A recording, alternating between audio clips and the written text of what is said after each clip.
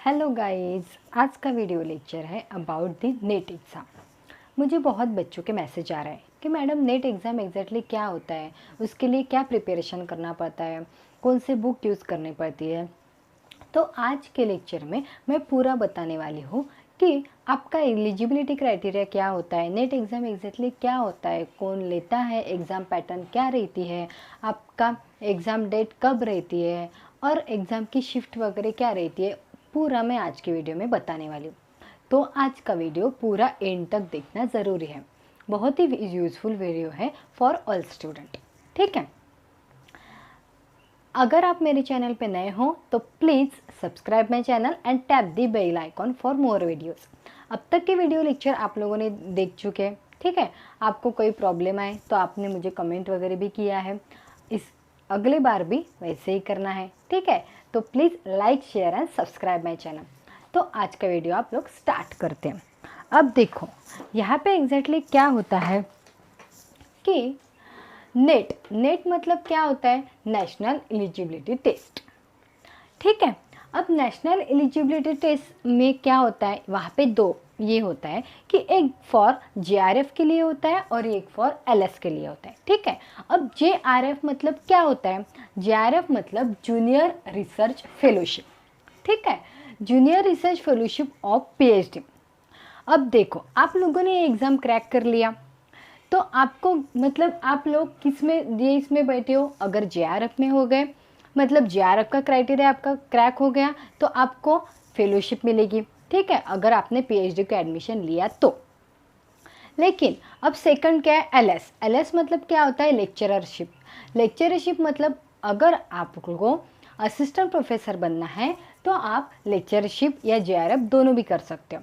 लेकिन देखो अब नेट का जब कट ऑफ लगता है तब क्या होता है, जेआरएफ के लिए थोड़ा सा ज़्यादा कट ऑफ रखता है और उससे थोड़े से कम मार्क्स से लेक्चरशिप का। अगर आपका जेआरएफ का क्रैक नहीं हुआ, लेक्चरशिप का क्रैक हुआ तो आप असिस्टेंट प्रोफेसर बन सकते हो। ठीक है, अब असिस्टेंट प्रोफेसर मतलब वहाँ पे लेक्चरशिप करते हो आप लोग। ठीक है, अब देखो जेआरएफ में आपको जूनियर रिसर्च फेलोशिप में वहाँ पे आपको मतलब गवर्नमेंट आपको ये स्कॉलरशिप देने वाला है। ठीक है, अगर थोड़े से मार्क्स थोड़े से ज़्यादा पढ़ाई की तो आप जेआरएफ भी क्रैक कर सकते हैं। Practice makes a man perfect. ठीक है, अब देखो यहाँ पे क्या होता है, एलिजिबिलिटी क्राइटेरिया। ये एग्ज़ाम कौन दे सकता है, देखो अगर आप बीएससी में अब पढ़ रहे हो तो ठीक है, अब इसके बाद आपको एमएससी करना पड़ेगा। मतलब बीएससी ये क्या होता है, आपका ग्रेजुएशन होता है और एमएससी ये आपका क्या होता है, पोस्ट ग्रेजुएशन होता है। ठीक है, आप लोग बीएससी के बाद ये एग्ज़ाम नहीं दे सकते, लेकिन एमएससी के बाद या एमएससी अपीयर करते समय आप लोग ये एग्ज़ाम दे सकते हो। ठीक है, अब देखो एमएससी मतलब क्या, आपका पोस्ट ग्रेजुएशन एनी भी कोई भी सब्जेक्ट में होगा, maths, chemistry, physics, life science. ठीक है, ये किसी भी सब्जेक्ट में आपका एमएससी होगा तो वहाँ पे क्या होना चाहिए, वहाँ पे आपका जो परसेंटेज होगा और वो फोर्थ, एमएससी क्या होता है 2 ईयर का होता है। ठीक है, तो वहाँ पे क्या होता है 4 सेमेस्टर होते हैं। अब देखो ऑल सेमेस्टर का मतलब ओवरऑल जो आपका टोटल होना चाहिए, आपका एवरेज जो है वो क्या होना चाहिए, 55% मिनिमम होना चाहिए। अब देखो वहाँ पे क्या होता है क्राइटेरिया, ओबीसी एंड ओपन के लिए आपको क्या करना पड़ेगा, मिनिमम 55% मार्क्स परसेंटेज आपको एमएससी में कवर करना पड़ेगा पहले से। ठीक है, और एससी और एसटी के लिए क्या होता है, मिनिमम 50% आपको चल जाता है। ठीक है, ये हो गया आपका पूरा एलिजिबिलिटी क्राइटेरिया, एमएससी कंपलसरी है।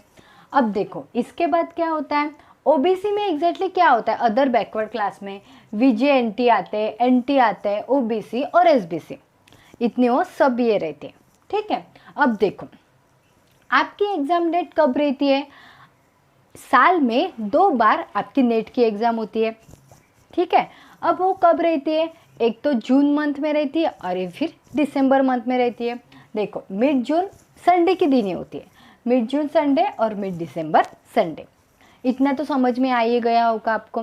ठीक है, अगर कुछ भी क्वेश्चन पूछना हो तो प्लीज़ आप मुझे कमेंट कर सकते हो, मैं हर कमेंट का आपको आंसर दे दूँगी। अब देखो एग्ज़ाम टाइम क्या होता है, वहाँ पे क्या होता है 2 शिफ्ट होती है। ठीक है। अब 2 शिफ्ट मतलब फर्स्ट शिफ्ट में क्या होता है, आपको 9:30 to 12:30 3 घंटे का आपका पेपर रहता है। ठीक है। और सेकंड शिफ्ट रहती है आपकी 2:30 से 5:30। ठीक है। आधे बच्चों का पेपर मतलब कौन से ऐसे पेपर रहते हैं कि जिनका फर्स्ट शिफ्ट में पेपर हो जाता है, और जो बच्चे मतलब मैथ्स वगैरह का जो पेपर रहता है वो क्या रहता है, दोपहर में रहता है, मैथमेटिकल साइंस का। ठीक है। अब इसके बाद क्या देखोगे, इसके बाद मैं आपको एग्जाम पैटर्न बताने वाली हूँ कि आपका एग्जाम पैटर्न नेट का एग्जैक्टली होता कैसे है। ठीक है।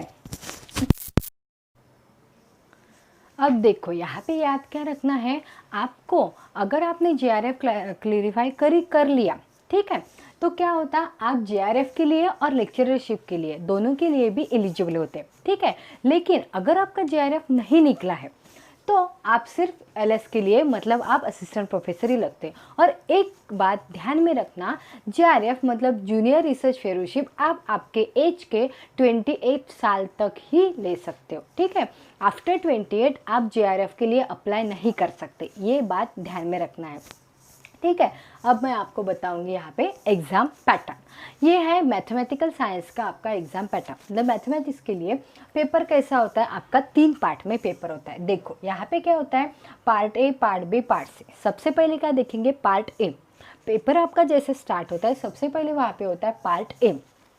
अब पार्ट ए में देखो टोटल क्वेश्चन कितने रहते हैं आपके, 20 क्वेश्चन टोटल रहते हैं। ठीक है।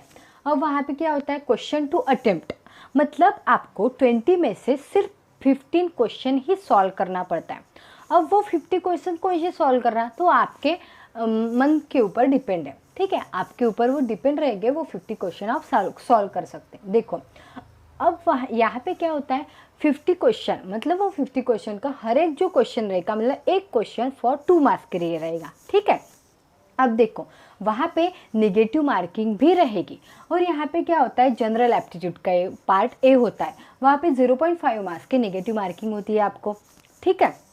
अब देखो उसी तरह क्या होता है, पार्ट बी होता है आपका। अब पार्ट बी में क्या होता है, 40 क्वेश्चन रहते हैं आपके। ठीक है। अब वो 40 क्वेश्चन में से क्या होता है, 25 क्वेश्चन आपको अटेम्प्ट करना होता है। ठीक है। अब 25 क्वेश्चन अटेम्प्ट करने के लिए हर एक क्वेश्चन कितने मार्क का, एक क्वेश्चन आपका 3 मार्क्स का रहता है। ठीक है। अब देखो वहाँ पे भी निगेटिव मार्किंग रहती है, पार्ट बी में भी आपकी निगेटिव मार्किंग रहती है, वहाँ पे 0.75 मार्क्स की निगेटिव मार्किंग रहती है। अब पार्ट बी में क्वेश्चन कैसे रहते हैं, तो वहाँ पे क्या होता है, आपके क्वेश्चन में 4 ऑप्शन दिए रहते हैं और उस 4 ऑप्शन में से सिंगल करेक्ट आपको आंसर देना पड़ता है। ठीक है। इतना तो समझ में ही आया होगा। अब देखो पार्ट सी के बारे में क्या होता है, वहाँ पे 60 क्वेश्चन होते हैं। ठीक है। लेकिन आउट ऑफ 60 आपको सिर्फ 20 क्वेश्चन ही सॉल्व करना पड़ता है। और वो 20 क्वेश्चन आप खुद के ऊपर डिपेंड रहते हैं, आप पहले से वो सिलेक्ट कर लेना चाहिए। ठीक है। अब 20 क्वेश्चन हो गया। और वहाँ पे पार्ट सी में याद रखो वहाँ पे क्या होता है, 4 ऑप्शन रहते हैं आपके। ठीक है। मल्टीपल चॉइस मतलब वहाँ पे 4 के 4 भी ऑप्शन सही हो सकते हैं, या फिर 4 में से एक भी ऑप्शन सही हो सकता है, 2 भी ऑप्शन सही हो सकते हैं, मतलब आउट ऑफ 4 कितने भी ऑप्शन आपके सही हो सकते हैं।